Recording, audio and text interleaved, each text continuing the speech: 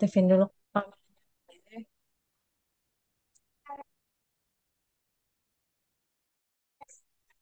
Oke, ya.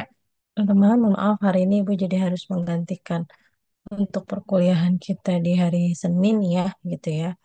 Dan waktu hari Jumat yang lalu juga ada beberapa 2A yang gabung ke 2B, cuma lupa terkonfirmasi karena Ibu majukan jamnya ya.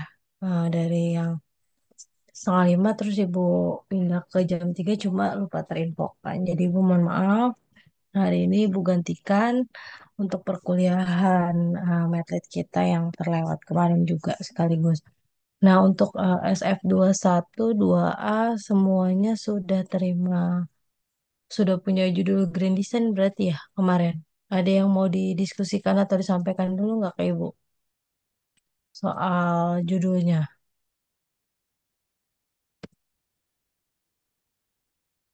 Gimana? Aman? Boleh Sarah kalau mau ngomong, atau siapa juga boleh, teman-teman. Ada yang mau disampaikan dulu nggak terkait judul dari Grand Design-nya? Ibu share screen dulu deh, Ibu konfirmasi dulu. SF, Ibu maaf izin tanya. Tapi boleh. eh, tapi ini judulnya memang kita pakai untuk sampai skripsi. Skripsi. Mm-mm. Dan misalnya kita ngerjain gitu ya Bu, Hmm. satunya gitu. Terus itu tuh kita ada eh, dicek gitu nggak sih Bu sama dosen pembimbing gitu. Apa? Oke, So, jadi Ibu jelasin lagi dong soal apa soalnya? Soalnya kenapa, Sar? iya nggak apa-apa Ibu, maksudnya saya nanya. Nggak apa-apa, sampein dulu nanti baru Ibu jelasin. Iya soalnya eh, Hmm. itu aja sih Bu, kadang ada agak bingung gitu. Ini udah bener nggak? Terus sama jadi kita ini Ya, ngerjainnya sampai untuk saat ini sampai bab berapa? oke. Ibu jawab ya. Iya Ibu. eh Oke, Ibu konfirmasi dulu benar ini judulnya dan nama-namanya ya. Yang terkonfirmasi dari eh, Grand Design ataupun ada yang pengajuan sendiri nggak kemarin di SF 212A? Ada Ibu Abdul Ada Hafiz. ya? Satu ya? Hafiz doang ya? Sama saya, Bu, tapi nggak di ACC. Nama siapa Azahra? Iya, Bu. Tentang apa Azra, Bu. kemarin? Nggak di sini. Hubungan tingkat pengetahuan dengan deteksi dini kanker serviks, Bu. Hmm, berarti nggak di approve ya sama Prodi ya? Oke, berarti hanya Hafiz yang hubungan pengetahuan dan kepatuhan masyarakat terkait antibiotik. Mm-mm. Oke, nah sisanya teman-teman ini semua sudah memilih. Ada yang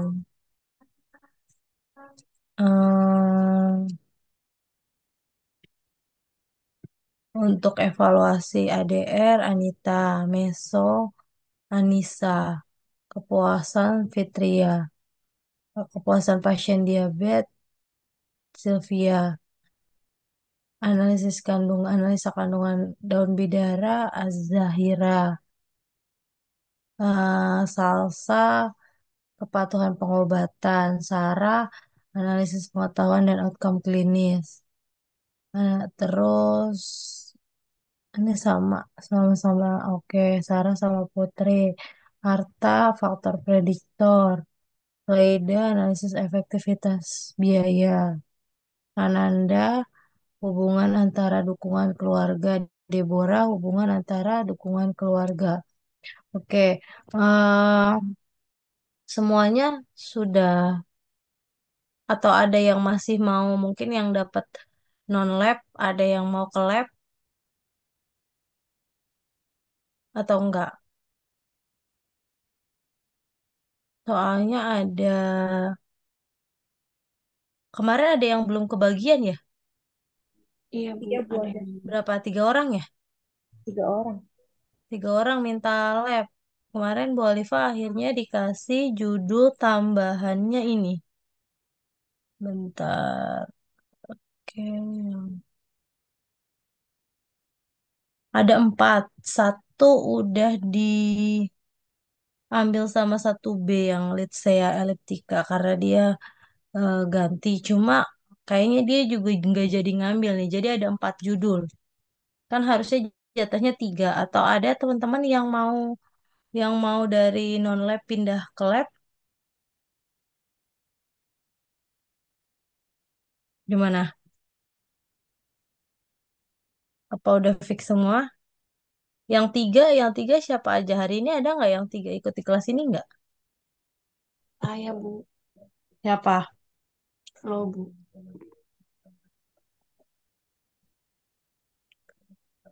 Siapa? sama Florita Bu. Florita. Florita dari empat judul ini mau ambil yang mana? Sebentar Bu.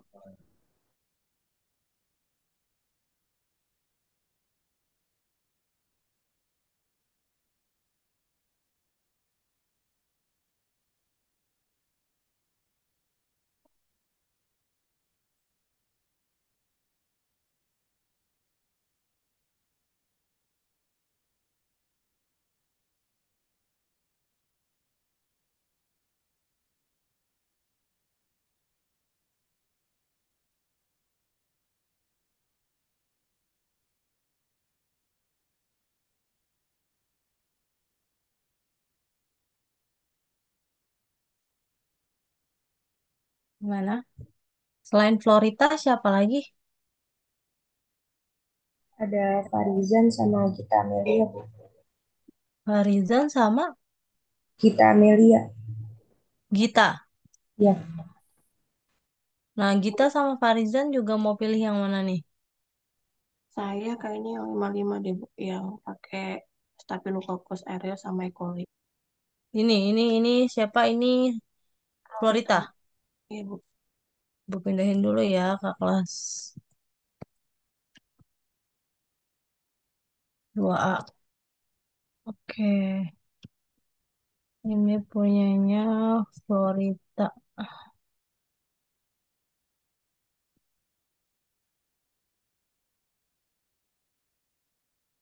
Florita. Eh, yuk, Farizan sama Gita pilih yang mana?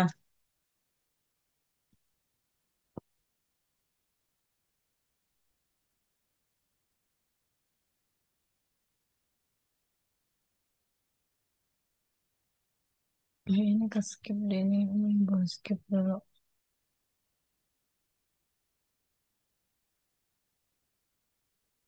Maaf. Tadi Staphylococcus sama E. coli udah Florita.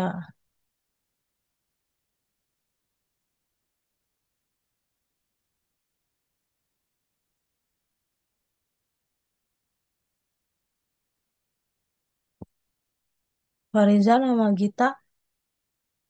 Gita ada nggak Gita?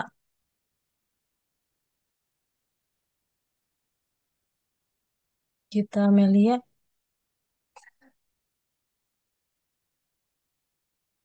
Mana sih Gita? Farizannya juga ada nggak di sini?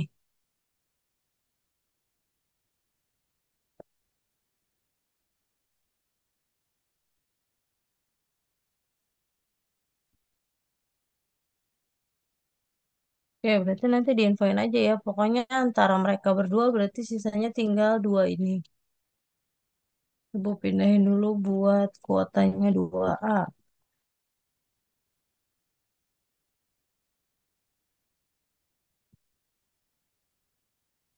Ya, ini buat siapa nanti? Tinggal di...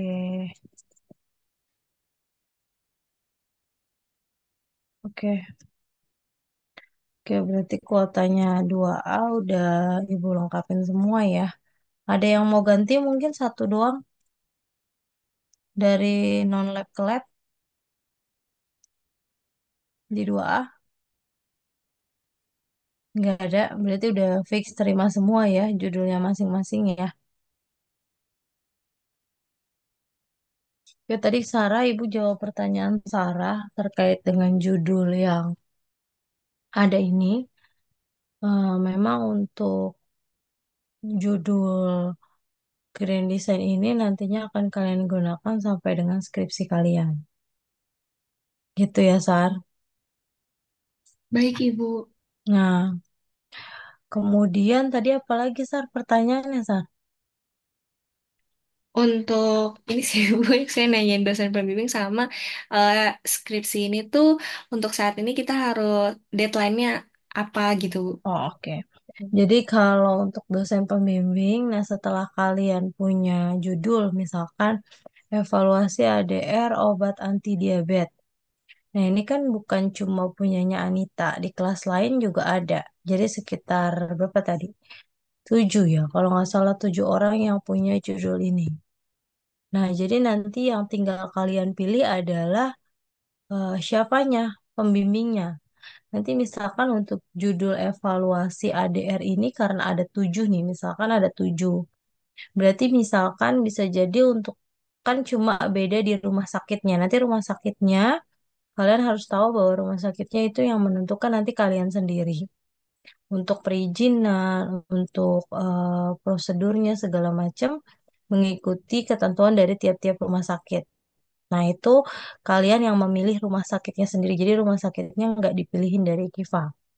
Gitu ya teman-teman. Nah, nanti dari 7 judul yang sama, cuma beda di rumah sakit, misalkan nanti dikasih yang pertama misalkan dikasih Pak Rahmat, Bu Tanti, terus misalkan Pak Rahmat, Pak Marta, terus misalkan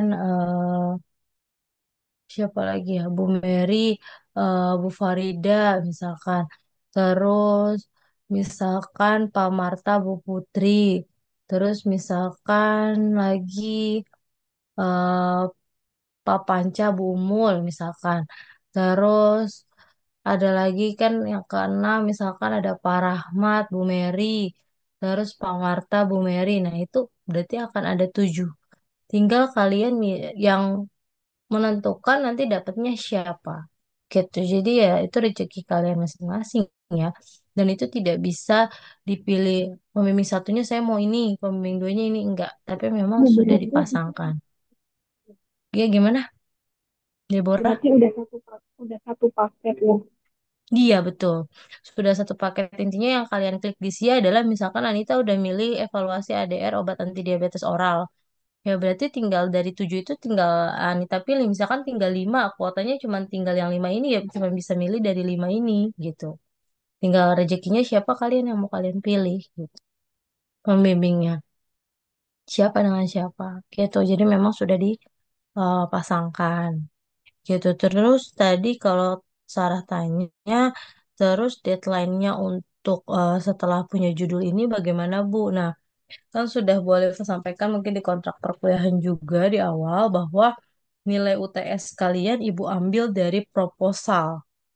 Gitu ya teman-teman ya, dari proposal skripsinya yang kalian buat dari judul yang sudah kalian pilih ini. Jadi, mulai hari ini kalian sudah boleh mulai menyusun bab satunya terlebih dahulu. Mungkin nanti bab 2, bab 3 kan akan Ibu jelaskan dulu. Secara teknis isinya harus apa. Nah, nanti habis ini juga Ibu jelaskan secara garis besar bab satu isinya apa. Karena kan template skripsinya sudah Ibu berikan kan ya di kelas 2A. Sudah, Sudah Ibu. Sudah, berarti nanti tinggal kalian sesuaikan dengan judul yang kalian pilih masing-masing. Gitu. Nah, sampai sini ada pertanyaan lagi dulu nggak? Sebelum Ibu jelaskan bab satu itu nanti isinya apa? Ibu izin bertanya boleh Ibu? Boleh, Eh, Miss? untuk penyusunan skripsinya itu nanti kita Hmm. dapat patokan atau referensi nggak ya Bu ya? Terkait judul yang kita susun. Kalau untuk referensi kalian harus cari sendiri terutama untuk latar belakang dan tinjauan pustaka di bab 2. Jadi bab satu dan bab 2 kalian cari sendiri. Untuk di bab 3 mungkin ada guideline-nya doang. Jadi nggak kalau dulu kan Grand Design dibuatkan bab tiganya, tapi tahun ini tetap kalian yang menyusun bab tiganya sendiri, hanya saja mungkin kerangkanya sudah diberikan gitu. Misalkan untuk judul evaluasi ADR obat anti diabetes oral ini nanti metode penelitiannya apa? Nah, itu mungkin udah diberikan.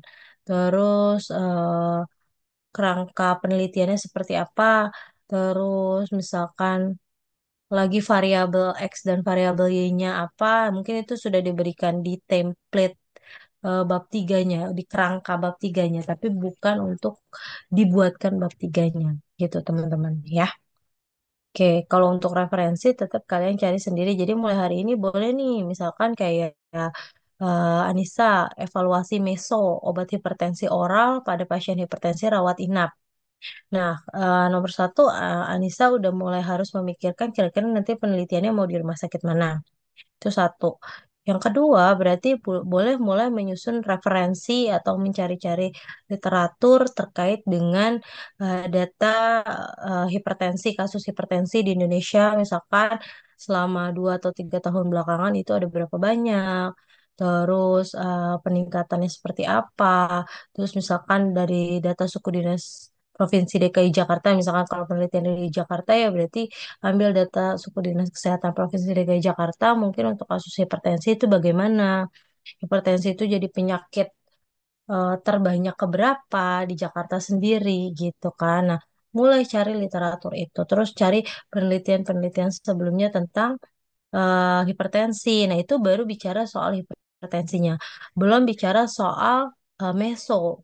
Nah, untuk mesonya sendiri bagaimana? Apa pentingnya meso untuk mm, pengobatan di pasien hipertensi ini. Nah, itu harus dicari gitu.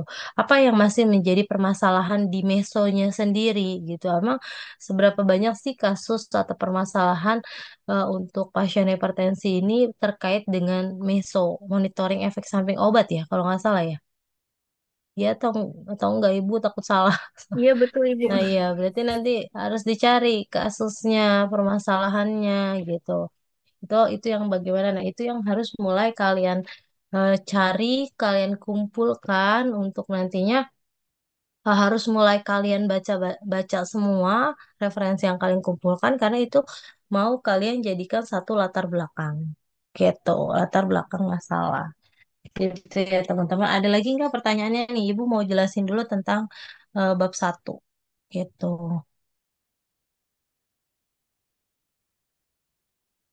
Udah cukup? Nah, berarti Ibu jelaskan dulu ya tentang bab satu pendahuluan. Bentar,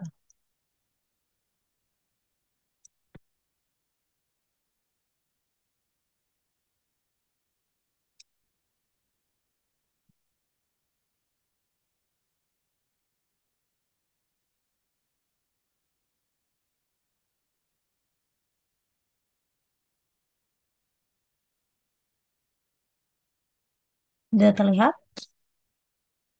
PPT Ibu? Udah, Bu. Dari Ibu.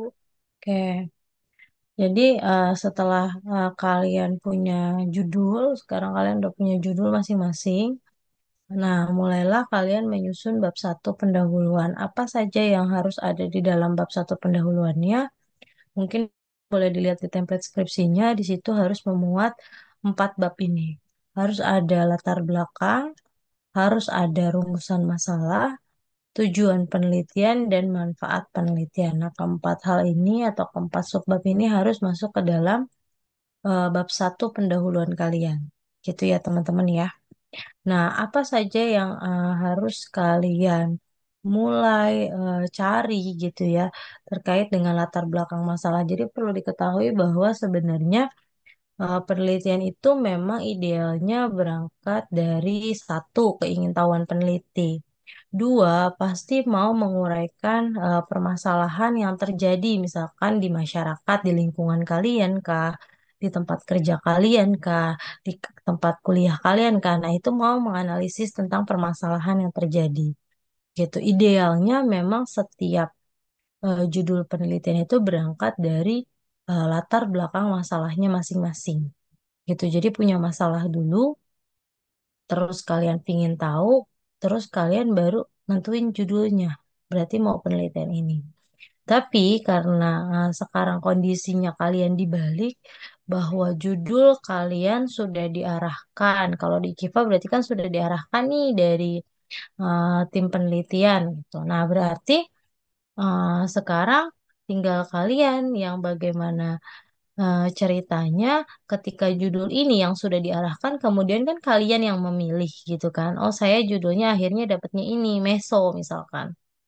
Evaluasi monitoring efek samping obat.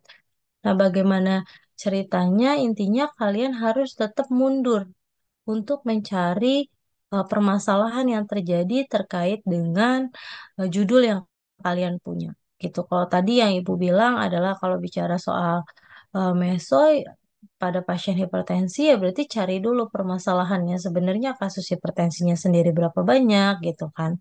Nah, berarti memang harus bagaimana ceritanya judul yang sudah kalian punya, kalian tetap punya alasan kenapa judul itu perlu diteliti. Gitu ya teman-teman.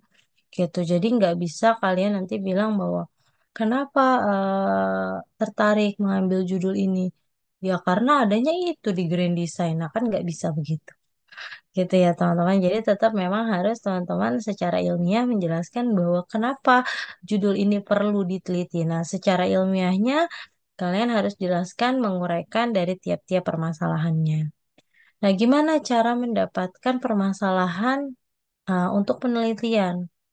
Yang pertama, kalian bisa lihat dari hasil survei, hasil observasi, data riset. Nah, itu bisa kalian ambil. Tadi yang makanya Bu Alifa bilang, coba cari dulu data riset kesehatan dasar.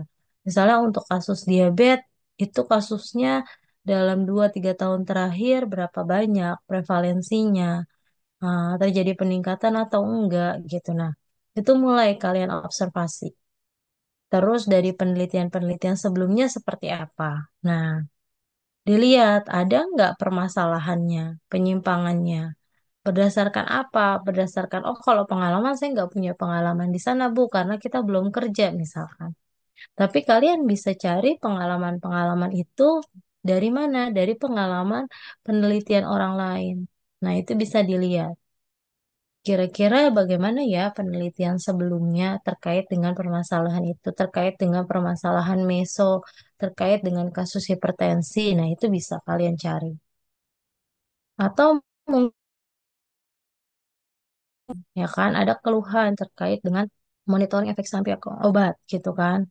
Nah, itu bisa kalian cari. Cuman kalau kalian biasanya kalau kalian nggak kerja di sana, susah untuk tahu di sana ada keluhan atau enggak. Gitu kan ya teman-teman ya. Karena kan kecuali judul ini berangkat dari kalian kerja di rumah sakit tertentu, terus terdapat permasalahan nih terkait mesonya. Nah, bisa kalian angkat. Berarti memang ada keluhan di sana. Tapi kalau kondisinya tidak seperti itu, berarti eh, kalian boleh mengambil latar belakang masalah dengan melihat dari tadi, data riset tadi, hasil observasi, hasil survei, atau dari penelitian sebelumnya. Gitu ya. Nah, kemudian untuk ciri-ciri permasalahan yang baik, sebetulnya kan yang namanya masalah nggak ada yang baik. Maksudnya permasalahan yang baik untuk dijadikan penelitian gitu. Permasalahan yang seperti apa? Yang satu, pertama pasti harus punya nilai penelitian. Intinya bisa diteliti gitu. Jangan sesuatu yang sifatnya abstrak, susah buat diteliti, buat dilihat. Nah, yang kedua harus sifatnya visible, bisa dipecahkan atau itu masuk akal untuk diteliti. Dengan catatan memperhatikan apa? Yang pertama harus memperhatikan kalau mau penelitian ini dengan judul yang tadi kalian punya harus dipastikan data dan metode harus tersedia. Itu alasan kenapa tadi Ibu bilang ketika teman-teman sekarang udah milih judul Grand Design yang tadi, langkah apa yang harus pertama kali dipikirkan adalah tempat penelitiannya. Mungkin nggak saya, berarti saya mau penelitian di mana ya? Yang di sana ada datanya dan mungkin ada metode atau alat yang bisa saya gunakan untuk melihat data tersebut, gitu. Terus yang kedua, kondisinya harus mengizinkan. Nah, selain, oh saya mau di rumah sakit, misalkan contoh RSUD Bekasi aja, Nah, tapi di sana memungkinkan nggak gitu kan? Diizinkan nggak gitu kan untuk penelitian meso ini karena nantinya ketika teman-teman yang penelitian di rumah sakit, di puskesmas itu mungkin perizinannya agak cukup panjang karena tiap-tiap rumah sakit mungkin punya komisi etiknya sendiri. Sehingga harus menilai dulu penelitian kalian boleh atau enggak dilakukan di sana. Boleh nggak kalian ngambil data di sana? Itu alasan kenapa permasalahan itu harus berangkat dari latar belakang masalah yang sifatnya visible ini tadi. Gitu. Kemudian apa lagi? Biayanya. Dari sisi biaya kira-kira menghabiskan banyak biaya nggak? Kalau terlalu banyak juga, jangan-jangan teman-teman butuh waktu untuk ngumpulin duit dulu. Akhirnya penelitiannya nggak selesai. Makanya kalau bisa biayanya pun terutama untuk yang penelitian lab sudah harus dicari tahu. Oh, saya mau penelitian di lab tentang misalkan standarisasi ekstrak biji kopi atau standarisasi apa misalkan masker gitu. Nah, itu atau uji stabilitas dan lain sebagainya. Nah, itu teman-teman udah harus tahu tuh. Kira-kira penelitiannya mungkin nggak dilakukan di lab IKIVA. Kalau sekiranya nggak mungkin, berarti kalian perlu tanya ke dosen yang misalkan terkait dengan praktikum itu. Kira-kira kalau saya penelitian ini, lab mana ya yang misalkan bisa, misalkan kalian pinjem lab di kampus tertentu. Misalnya di UI, mungkin kan mereka juga mungkin menyediakan lab untuk penelitian. Nah, diperkirakan biayanya berapa gitu. Selain labnya, selain alatnya, selain bahannya itu sudah harus dipertimbangkan sesuai dengan kesanggupan kalian. Kemudian tidak bertentangan dengan hukum adat. Nah, ini biasanya kalau yang di masyarakat nih penelitiannya seperti apa gitu kan. Nah, biasanya di dalam penelitian, di latar belakang masalah itu perlu ada observasi atau pengamatan tadi yang boleh diambil dari data riset ataupun dari hasil survei kalian sendiri sebagai peneliti. Jadi biasanya kalau di skripsi-skripsi atau KTI yang ada di Kiva mungkin kalian pernah lihat gitu, ada survei pendahuluan. Nah, perlu diingat bahwasannya kalau ada beberapa survei pendahuluan yang monoton atau mungkin ada pembimbing yang mengarahkan oh, nyebar kuesioner aja, terus nanti kuesionernya dilihat pengetahuannya baik, cukup atau kurang. Nah, itu saya rasa kalau Ibu rasa mungkin agak kurang tepat. Kalau nanti penelitian yang non-lab, survei pendahuluannya harus sampai seperti itu. Nggak perlu. Karena sebetulnya teman-teman perlu ingat bahwa untuk mencari latar belakang masalah, salah satunya kan dengan observasi tadi atau melakukan survei pendahuluan. Nah, survei pendahuluan di sini yang harus digarisbawahi adalah tujuannya untuk memastikan satu, tempat penelitian kalian, dua, perizinannya diizinkan atau tidak. Jadi kalau dari, oh iya, saya udah menentukan nih, saya mau penelitian di rumah sakit A. Kedua, tanya perizinannya, oh saya diizinkan atau tidak. Oh diizinkan. Dapat izinnya, kemudian dicek lagi. Mungkin nggak saya ngambil data di sana? Ada nggak sampel saya? Bicara soal monitoring efek samping obat pada pasien hipertensi, itu berkaitan dengan apa gitu? Bicara soal ADR, nah itu berkaitan dengan apa? Data apa yang harus saya ambil? Siapa sampel saya? Nah itu ada nggak di rumah sakit A tersebut? Itu yang harus kalian pastikan dengan kalian melakukan survei pendahuluan. Jadi survei pendahuluan tuh nggak melulu harus kalian nyebar kuesioner duluan, ngecek pengetahuannya baik cukup kurang enggak. Tapi tujuan survei pendahuluan adalah memastikan bahwa saya bisa penelitian di sana.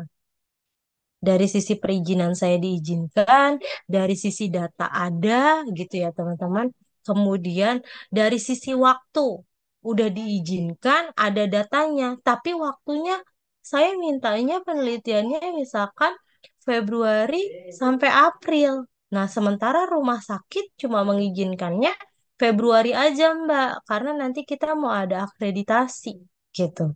Nah, berarti kan kalian yang harus mengkondisikan lagi mungkin nggak kalau cuma 1 bulan gitu. Nah, itu yang harus menjadi pertimbangan kalian. Kenapa perlu dilakukan survei pendahuluan gitu ya teman-teman. Jadi Kalau mungkin nanti diarahkannya sama pembimbing, oh misalkan saya penelitiannya di masyarakat. Oke, di masyarakat. Misalkan tadi terkait penyimpanan obat, gitu kan.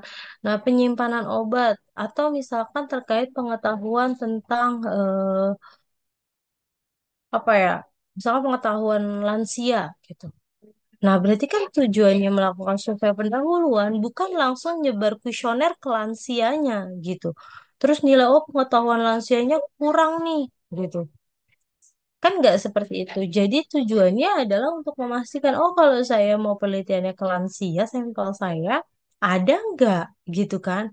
Kalian kan butuh tahu datanya. Oh Pak, kalau di RW ini lansianya berapa ya? Kan nggak mungkin kalian ngetok dari satu rumah ke rumah lain. Bu, misi ada anggota keluarganya yang lansia, nanti cari lagi. Nah, itu kan banyak.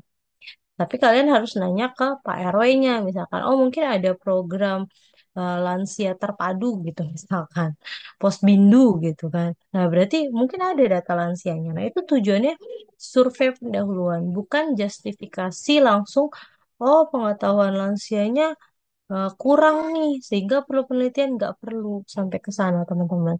Kalaupun misalkan teman-teman mau nyebar kuesioner, oh terkait penyimpanan obat, berarti kalian cukup tanya apakah Bapak Ibu menyimpan obat?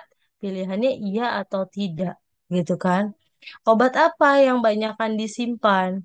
Terus kondisinya baik atau tidak gitu. Iya atau tidak aja pilihannya. Nah, nanti kalian data aja dari 5 data yang kalian mau tahu, misalkan oh dari 20 orang, 18 diantaranya menyimpan obat di rumahnya. Dengan kondisinya sekian persen, kondisinya masih baik, sekian persen udah rusak. Sekian persen udah kadaluarsa. Terus apakah itu sisa pengobatan atau beli untuk persediaan misalkan kali. Nah, kalau mendata seperti itu aja boleh. Mungkin untuk dijadikan pembahasan bahwa oh ternyata memang di masyarakat sebagian besar masyarakat menyimpan obat di rumahnya. Tapi sebagian besar nggak tahu kalau kondisi obatnya mungkin sudah rusak atau tidak layak minum misalkan. Atau bahkan sudah expired gitu. Nah, itu boleh gitu. Karena itu untuk misalkan tahu oh ternyata bisa nih dijadikan sampel. Berarti masyarakatnya banyak nih yang nyimpan obat. Cuman kita ingin tahu obat apa yang mereka simpan secara lebih detail gitu. Jadi tujuan survei pendahuluan tolong untuk tidak justifikasi tapi memang hanya mensurvei, mendata. Mendata untuk tempatnya, untuk sampelnya, untuk waktunya mungkin atau tidak kalian penelitian di sana. Gitu ya teman-teman. Nah, kemudian itu untuk latar belakang masalah. Nah, selain latar belakang masalah, tadi ada subbab yang berikutnya adalah rumusan masalah. Jadi memang di dalam pedoman penelitian di tiap-tiap kampus itu beda ya. Jadi kalau misalkan ada skripsinya kampus A, nah itu ada identifikasi masalah. Jadi dari masalah-masalah yang udah disampaikan di latar belakang diidentifikasi itu per poin. Itu ada. Tapi kalau di IKIFA adanya rumusan masalah. Nah, rumusan masalah ini nanti cukup disampaikan dalam bentuk satu paragraf saja gitu ya terkait dengan pertanyaan atau pernyataan yang ringkas gitu. Ini biasanya berkaitan sama judul. Jadi contoh, misalkan, nah karena rumusan masalah ini berkaitan erat sama tujuan penelitian, jadi kurang lebih bunyinya hampir-hampir mirip. Cuma prolog awalnya beda. Misal, rumusan masalahnya adalah bagaimana gambaran penyimpanan obat di masyarakat. Nah, berarti tujuan penelitiannya apa? Oh, penelitian ini bertujuan untuk mengetahui gambaran penyimpanan obat di masyarakat. Jadi bunyinya kurang lebih hampir sama. Hanya itu, nggak perlu diidentifikasi satu-satu, enggak. Ya, atau contoh kedua, misalkan rumusan masalahnya mau mengetahui seberapa besar pengaruh kandungan karbohidrat pada darah penderita DM. Nah, berarti tujuan penelitiannya kurang lebih hampir sama bunyinya. Cuma mungkin agak didetilkan sedikit. Penelitian ini bertujuan untuk mengetahui perubahan kadar gula darah pada penderita DM akibat asupan pemberian asupan karbohidrat. Jadi kurang lebih sama. gitu. Intinya saling berkaitan erat antara rumusan masalah dengan tujuan penelitian. Gitu ya teman-teman. Nah, di subbab yang terakhir itu nanti ada manfaat penelitian. Nah, manfaat penelitian harus memuat 3 poin ini. Yang pertama harus mencantumkan manfaat bagi peneliti, yang kedua manfaat bagi tempat penelitian, dan yang ketiga manfaat bagi stiker-stiker.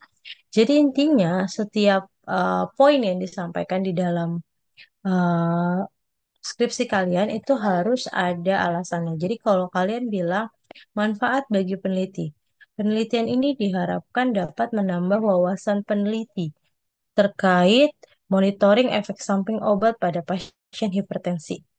Misalkan, menambah pengetahuan atau wawasan bagi peneliti.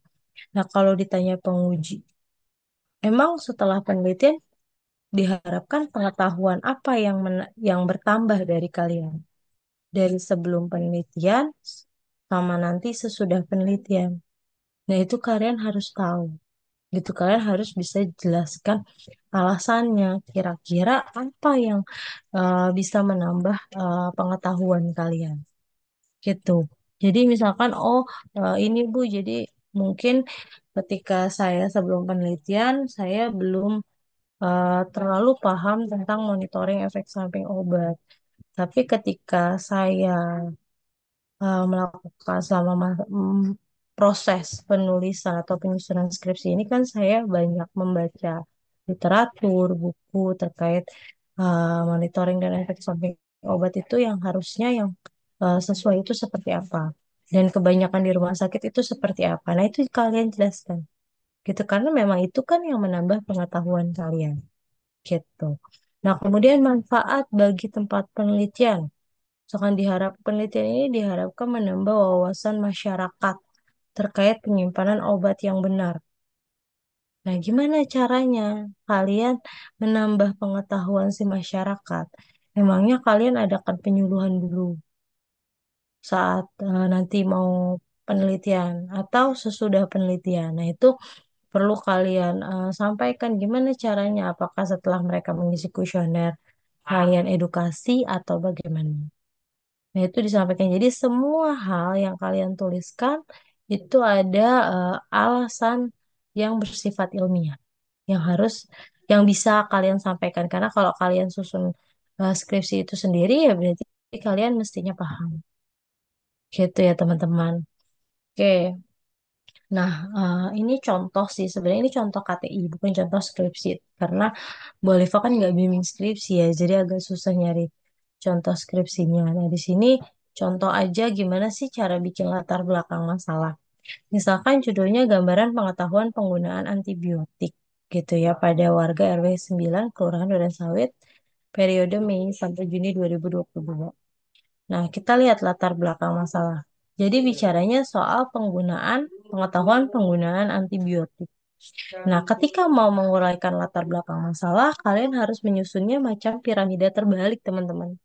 Piramida terbalik ini artinya membahas permasalahan yang konteksnya umum atau luas dulu. Gitu. Jadi nggak usah langsung spesifik ke permasalahan kalian. Maka tadi Ibu bilang cari dulu permasalahan kasus hipertensi di Indonesia. Nah, itu kan ranahnya luas. Nanti mulai masuk ke permasalahan di DKI Jakarta, terus masuk di rumah sakit tempat kalian penelitian. Nah, itu fokusnya. Jadi makin mengerucut fokus ke judul kalian.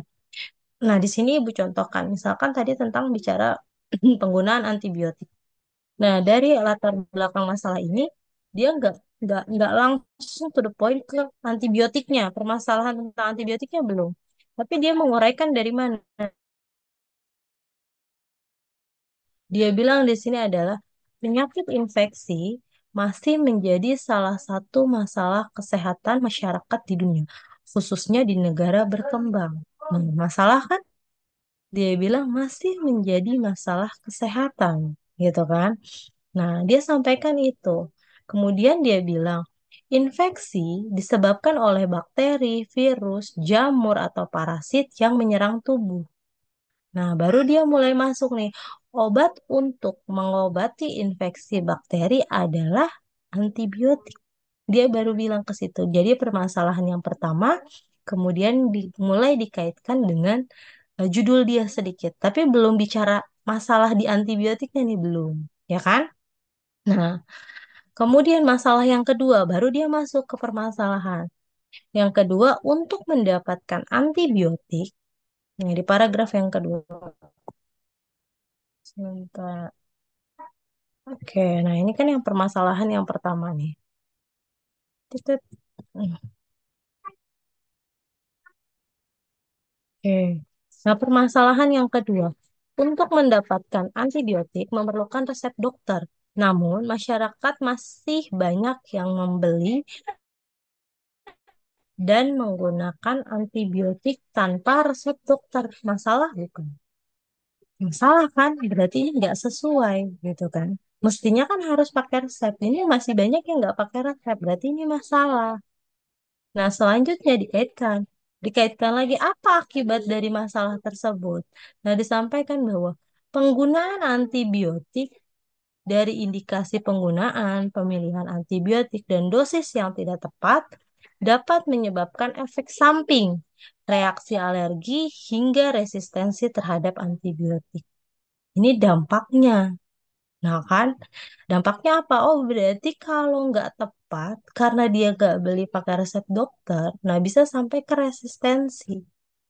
Nah, akibat masalah selanjutnya apa? Disampaikan dari Direktorat Mutu Pelayanan Kesehatan, gitu kan dia bilang mengatakan bahwa saat ini, nah kan tadi bicara soal akibat penggunaan yang tidak tepat jadi resistensi. Nah, saat ini kematian akibat resistensi masuk ke dalam kasusnya. Jadi kenapa resistensi? Oh, resistensi itu bisa menyebabkan kematian. Iya, saat ini kematian akibat resistensi antimikroba mencapai 700.000 orang per tahun dan diprediksi di tahun 2050 bisa mencapai 10 juta orang per tahun di seluruh dunia. Nah, ini permasalahan gitu. Karena resistensi tadi. Jadi, tiap paragraf yang mau kalian sampaikan itu harus ada benang merahnya. Gak bisa cuplik-cuplik doang tapi nggak ada kaitannya. Makanya tadi dibilang permasalahan pertama bicara soal penyakitnya dulu. Habis itu masuk ke antibiotiknya. Kesalahan penggunaan antibiotik bisa kenapa? Oh, resistensi. Nah, ternyata ada data kematian yang disebabkan oleh resistensi. Jadi makin mengerucut. Diperkuat lagi hasil Riskesdas 2013 menyatakan bahwa sebanyak 27,8% rumah tangga di Indonesia menyimpan antibiotik. Nah, 86,1% diantaranya menyimpan antibiotik tanpa resep. Nah, ini permasalahan, tapi disampaikan dalam bentuk data yang menguatkan. Nah, kemudian apalagi disambungkan atau dikaitkan dengan penelitian sebelumnya. Oh, ada penelitian juga yang bilang bahwa di Kabupaten Banjar tahun 2021 menemukan bahwa penggunaan antibiotik oleh masyarakat dihentikan. Ketika sudah sembuh, boleh nggak? Kan harusnya dihabiskan. Berarti nggak sesuai kan? Nah, kemudian antibiotik disimpan untuk persediaan dan digunakan untuk pilek, sakit tenggorokan, flu tanpa konsultasi dokter. Nah, ini permasalahan juga diangkat dari penelitian sebelumnya. Baru dia sampaikan data survei pendahuluan dia sendiri. Nah, survei pendahuluan yang dilakukan ini dia tidak justifikasi pengetahuan, melainkan dia hanya mensurvei datanya. Jadi, dari warga RW 9 tempat dia penelitian, dari dua warga RT 14 dia ambil, tiga warga RT 13 dia ambil, dia menanyakan bahwa gimana anggapannya tentang penggunaan antibiotik. Oh, masyarakat bilang bahwa antibiotik bisa buat ngobatin demam. Berarti itu kan anggapan yang salah, gitu kan? Nah, terus antibiotik bisa dibeli tanpa resep dokter. Ada 40% orang yang bilang bisa dibeli tanpa resep dokter. Nah, ini kan masih menjadi permasalahan di tempat penelitian, gitu kan? Nah, baru dikaitkan di kalimat terakhirnya. Jadi berdasarkan hasil survei tersebut atau latar belakang di atas, nah ini melatar belakangi penulis ingin mengetahui gambaran pengetahuan penggunaan antibiotik pada warga RW 9 Kelurahan Durensawit. Jadi harus gitu ya teman-teman. Nah, nanti menyusun latar belakang masalahnya gitu. Dari hal yang umum mulai masuk ke ranahnya kalian, mulai masuk ke judul, spesifik, sampai menunjukkan permasalahan di tempat penelitian kalian. Oke, sampai sini ada pertanyaan? Untuk rumusan masalahnya sama, perumusan masalahnya dilihat. Jadi kalau tadi judulnya penggunaan antibiotik, berarti perumusan masalahnya adalah bagaimana gambaran pengetahuan penggunaan antibiotik pada RW 9, Kelurahan Duren Sawit. Nah, tujuan penelitiannya sebenarnya sampai sini aja bisa nih. Tujuan penelitian ini adalah untuk mengetahui gambaran penggunaan antibiotik pada RW 9, Kelurahan Duren Sawit. Sampai sini boleh. Tapi kalau misalkan pembimbingnya mengarahkan, boleh didetilkan aja nggak? Nanti mau lihatnya di indikator apa aja? Boleh, biasanya ada pembimbing yang memfokuskan, oh berarti tentang penggunaan antibiotik, hanya tentang antibiotiknya, penggunaan antibiotiknya, dan efek yang tidak diinginkan dari penggunaannya. Berarti 3 poin ini yang mau dibuat kuesioner. Misalnya dari satu indikator ini bikin 10 soal. Ini 10, ini juga 10, berarti totalnya nanti ada 30 soal gitu. Ya, terus manfaat bagi peneliti. Nah, hasil penelitian ini dapat menambah wawasan peneliti. Nah, digunakan bagi referensi pada masyarakat diharapkan dapat bermanfaat dan menambah pengetahuan. Gitu. Jadi kurang lebih seperti itu. Oke, mudah-mudahan bisa teman-teman mulai menyusun latar belakang masalahnya dari yang judul yang sudah teman-teman pilih di Grand Design. Ada pertanyaan dulu nggak sampai sini? Ibu, saya izin bertanya. Mau Boleh. lagi mengenai bab satu yang latar belakang Hmm, itu kan kita kan memang banyak mengambil kutipan-kutipan ya Ibu. hmm. Otomatis kita tuh menulis tetap membuat narasi kita kan ya Bu. Jadi kayak nggak plak-plak ngikutin atau gimana Bu? Harusnya, harusnya idealnya untuk penelitian saat ini memang yang bagus itu yang parafrase. Parafrase itu yang tadi Sarah bilang. Jadi dari buku orang kita baca, terus kita terjemahkan pakai bahasa kita sendiri. Tapi kita tetap menuliskan, kita ngutip dari dia loh. Tapi kita kembangkan gitu. Atau mungkin dari dua buku kita kita satukan jadi bahasa kita sendiri. Tapi kita tetap menuliskan citasinya dari dua buku mana gitu. Nah, itu yang idealnya memang kebanyakan penelitian di luar sana seperti itu. Tapi entah kenapa saya nggak tahu dari yang template-nya terdahulu ini yang agak susah yang merubah budaya atau kebiasaan itu kan agak susah ya teman-teman. Jadi memang kalau yang dari Ikifa punya justru malah kutipan langsung. Jadi harus sama sesuai dengan kalimat yang di buku itu, Sar gitu. Jadi kita nggak memparafras gitu, nggak ada parafrasenya. Justru malah buku itu bilangnya gimana, misalkan hipertensi merupakan penyakit bla bla bla di buku itu yang kita ketik beneran, kutipan langsung. Makanya yang diharapkan yang diambil adalah sumber pustaka utama. Makanya kalau definisi itu kan nggak ada di latar belakang ya teman-teman, tapi nanti kan di bab 2 ada. Nah di bab 2 kalau bisa misalkan kalian ngelihatnya dari skripsi orang nih. Oh, definisi meso misalkan efek samping obat merupakan apa bla bla bla gitu. Ini dari skripsi orang nih. Nah, kalian lihat skripsi orang itu ambil definisi meso ini dari bukunya siapa. Nah, kalian cari bukunya gitu. Jangan ambil dari skripsinya. Berarti kalian harus ambil pustaka utamanya gitu. Baik Ibu, terima kasih atas. Gitu ya, Sar. Makanya kalau bisa nanti ketika sudah mulai masuk, sudah mulai menyusun, jangan lupa teman-teman mulai input ke Mendeley-nya. Bisa kan input pustaka ke Mendeley? Ibu contohin deh.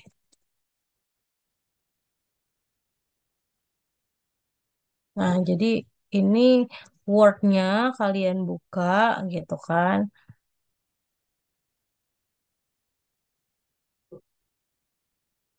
Nah, oke, Ibu udah share screen belum sih? Belum ya? Belum. Belum Ibu. Oke, bentar. Jadi kalian install dulu Mendeley-nya di laptop kalian masing-masing. Mendeley desktop ya, teman-teman ya, yang kalian install. Nah, kemudian referensinya itu di-add atau dimasukkan ke sini. Ke bisa nggak ya ini setting. Nah, jadi karena ini kan Mendeley ibu udah banyak ya pustaka yang ibu masukin ke sini. Karena misalnya kalau ibu lagi nyusun artikel, pustakanya udah masuk semua ke sini teman-teman nih. Jadi kalau misalkan teman-teman download artikel, nah download artikel misalkan, ntar ibu hapus dulu deh. Hmm, metodologi buku ajar kesehatan. Nah, hmm. Misalkan ibu punya buku, nah di sini ibu punya folder referensi. Nah, nggak tahu udah dimasukin atau enggak. Nah, referensi ibu ini ada artikel, ada buku ajar. Nah, kalau kalian udah punya filenya dalam bentuk PDF, kalian bisa input langsung ke Mendeley-nya. Di sini kalian bisa add. Nah, dia minta choose, pilih pilih filenya di mana. Gitu. Nah, misalkan tadi file ibu di sini referensi. Nah, misalkan ibu ambil artikel ini, ibu input, terus kita klik. Nah, nanti dia nambahin. Nah, evaluasi kita lihat nambahnya di sini. Nah, kepatuhan konsumsi obat pasien hipertensi. Jadi dia udah langsung nge-track sendiri artikelnya, gitu. Nah, nanti ketika ini kan udah kalian masukin nih, oh ini jurnal farmasinya nih, yang ini nih, maaf. Yang Prima Damayanti nih. Evaluasi penyimpanan obat di instalasi farmasi Rumah Sakit Umum Wisma Rini. Nah, udah. Terus nanti buku, misalkan buku, ibu input lagi bukunya, buku ajar metodologi penelitian kesehatan karena kalian mau lihat, mau ambil pustaka tentang penelitian ini menggunakan metode penelitian kuantitatif. Penelitian kuantitatif merupakan, nah berarti kan kalian harus ada sumbernya tuh. Misalkan ngambil dari buku ini. Nah, kalian input lagi. Nah, dia langsung masuk, tapi kayaknya ini udah pernah ibu submit. Udah pernah ibu masukin, kayaknya di paling bawah sini. Nah, metodologi ajar penelitian kesehatan. Nah, ini udah langsung dia bikin ininya sendiri. Nah, penelitian kesehatan tuh ada yang hilang, ada yang diupdate detailsnya. Nah, setelah pustakanya semua kalian input teman-teman, ini misalnya kalian udah mulai input semua satu-satu. Nah, ini kalian baru mau mulai nyusun nih. Buka Word-nya sambil buka Mendeley-nya. Jadi harus dibuka. Kalau Mendeley-nya nggak dibuka nanti nggak bisa ke insert. Nah, misalkan ibu mau mulai menulis, misalkan tadi tentang penyimpanan obat. Penyimpanan obat merupakan, nah, ibu ambil dari pustakanya tadi siapa? Oh, bukan. Kalau penelitian berarti mana nih tadi penyimpanan obat. Nah, di sini. Kalau dari artikel atau jurnal yang boleh kalian ambil hasilnya ya teman-teman ya. Jadi kalian nggak boleh ngambil definisi. Berarti di sini misalkan ibu mau tulisnya berdasarkan hasil penelitian tahun 2021. Benar kan dia penelitian? Nah, persentase obat kadaluarsa dan lain sebagainya. Nah, ibu tuliskan nih. Berdasarkan hasil penelitian tahun 2021 terkait penyimpanan obat di RSU apa tadi. Nah, ini bla bla bla. Nah, udah selesai. Kalian kutip titik. Terakhir kan? Nah, kalian mau tulis ini dari artikelnya siapa? Nah, tadi berarti kalian klik reference. Nah, insert citasi. Jangan lupa kalian cek dulu di pas reference ini. Kita kan di Kiva pakai template format citasinya pakai Vancouver. Berarti ganti stylenya di sini diganti. Berarti diganti pilih Vancouver. Jadi nanti dia yang menyesuaikan sendiri. Nah, baru insert citasinya. Tadi tentang penyimpanan obat. Nah, ini evaluasi penyimpanan obat. Berarti klik di sini. Oke, satu. Dah. Terus tentang apa lagi? Oh, tadi metode penelitian misalkan. Kuantitatif merupakan, karena kan ini tadi ngambilnya dari buku. Ya, tahu. Nah, kalian insert lagi citasi. Misalkan buku tentang metode,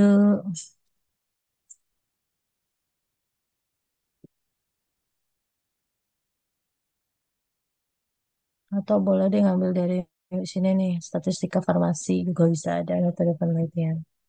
Oke, ambil dari sini misalkan, ini buku kedua. Dah, sampai yang seterusnya. Misalnya ngambil lagi pustaka tentang apa Permenkes. Berdasarkan Permenkes nomor 72 gitu tahun berapa 2016 misalkan. Hmm. Udah kalian tulis, titik, ambil lagi pustaka Permenkes. Nah, ini peraturan nomor 72. Dah, udah, udah selesai. Misalkan terakhir kan berarti kalian mau bikin daftar pustaka dong ya, teman-teman ya. Berarti kalian bikin daftar pustaka di paling belakang. Nah, kalian tinggal klik di sininya nih, insert bibliografi. Dah, dia akan menulis daftar pustakanya sesuai dengan urutan yang teman-teman bikin di citasinya. Andaikan ada yang nambah, misalkan ada pustaka berapa, kalian disuruh nambah buku tentang apa sampel, populasi dan sampel. Ambil dari buku matematika dan statistika, misalkan saya tambah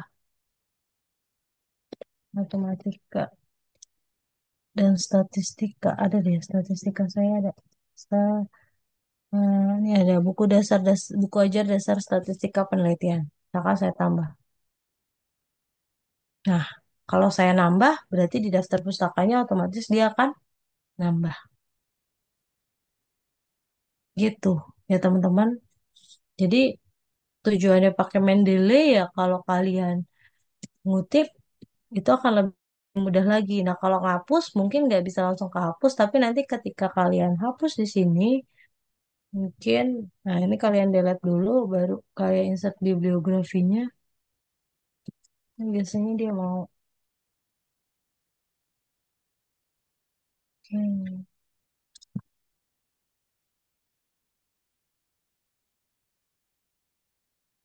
Bahkan ada yang kalian hapus ceritanya. Kenapa saya tulis di situ?